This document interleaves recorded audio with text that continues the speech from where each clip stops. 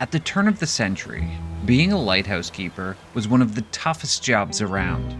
They worked grueling hours under the harshest of conditions and had to be willing to put their lives in danger to keep others safe. In December of 1900, 3 keepers stationed on an isolated group of islands off the coast of Scotland disappeared without a trace. On this week's episode of Never Stop Learning, we will be taking a look at the mystery of the Flannan Isles Lighthouse. Before the lighthouse was built in 1899, many of the locals around the Flannan Isles were very superstitious when it came to these islands. Shepherds would bring their sheep to graze on Eilean Moor, the main island, as legends state that it could heal sick animals and lead pregnant livestock to have twin births. But they would never stay the night because the land was said to be cursed after dark. The lighthouse itself was 75 feet tall, and it sat atop a hill 150 feet above the water. It was operated by 3 men at a time. James Duckett was the main keeper. He had 20 years of experience operating lighthouses. Thomas Marshall was the secondary assistant, and Donald MacArthur, the relief keeper, who was just filling in. In a time before radio communication was installed on the island, a very basic watch system was put in place to keep an eye on the keepers, and this came in the form of a local gamekeeper named Roderick Mackenzie. Mackenzie's job was to keep an eye out for signals from the lighthouse, which would display round discs from the upper balcony if there were any problems. As Roderick could see for 18 miles from where he lived on the mainland, he was to check on the lighthouse once a day. Roderick was paid £8 a year to carry out this job, but as the Flannan Isles received a lot of rough weather, it was common for the lighthouse to be obscured by fog. If Mackenzie noticed the light was out, he was to carry out his duty and alert the lighthouse board. It was the transatlantic steamer Arctur that first noticed something was wrong as it passed the lighthouse of Flannan Isles on the night of December 15th, 1900. The captain and crew thought it odd that the lighthouse's beacon was eerily dark. After arriving on the Scottish mainland, the news was passed on to the Northern Lighthouse Board that something was amiss on the Flannan Isles. The board dispatched the Hesperus, a relief vessel for the keepers, and upon arrival, Captain Jim Harvey received no response to his flares. The 3 keepers were nowhere to be found. Harvey docked the boat, and relief lighthouse keeper Joseph Moore proceeded up the 160 steps towards the lighthouse. Upon entering the lighthouse compound and living quarters, Moore called out for the men, but was met with only silence. He noticed that all the clocks around the building had stopped, the table was set, and a chair had been overturned. Moore also found an oilskin which was used to protect the keepers from the frigid northern weather. This meant that one of the keepers would have run out into the harsh weather without his rain gear.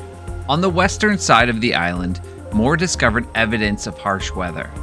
Iron railings had been bent back, an enormous boulder had been rolled out of place, and a supply crate lay smashed open on the ground with its contents spread about. Returning to the eastern landing, Moore reported these findings to the captain of the Hesperus. As time passed and the legend grew, the story of what happened to the men on Eilean Moor changed and became embellished with new fabricated details to the story. In 1965, new evidence about the tale came to light, written by a man named Ernest Fallon. It stated that the lighthouse logbook revealed that on December 7th and 9th, logs showed that there was nothing unusual to report, but on December 12th, an entry from Duckett described severe winds, the likes of which he had never seen before in his 20 years. It also reported that Marshall had kept a second logbook, which stated that Duckett had been quiet, while MacArthur had been crying, which would have been odd behavior for a man with a reputation as a tough and experienced seaman. However, it was later discovered that Ernest Fallon was a made-up person and that these logbooks were entirely fabricated. There are many theories about what could have happened to the 3 men, both grounded in reality and otherwise. So let's take a look at a few of them and see what could have really happened to these 3 lost souls. But before that, if you've enjoyed this episode so far, give us a like and subscribe to see everything else this channel has to offer. One of the most popular paranormal stories surrounding the Flannan Isles involves the sighting of the Phantom of the Flannan Isles. Visitors and sailors passing by the islands have reported seeing shadowy figures walking along the cliffs or near the lighthouse. Some claim to have witnessed eerie lights flickering in the night, as well as others have heard unexplained footsteps and strange noises while inside the buildings. Could the 3 keepers have come into contact with something so frightening that they would choose to swim from the island, even if it would have most certainly meant death? One prevailing theory is that the lighthouse keepers met with a tragic accident while performing their duties.